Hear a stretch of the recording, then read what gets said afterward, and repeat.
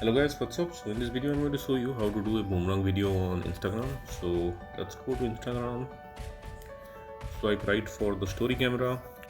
Once you are in the camera, on the bottom right corner you can see this boomerang button, tap there. Now we are in boomerang. So you can tap on the screen to focus on particular area. You can zoom in or zoom out. Okay, so now let's make a video.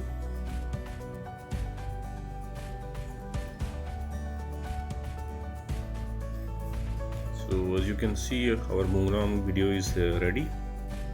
Now you can write something if you want, you can draw something, or you can add more stickers.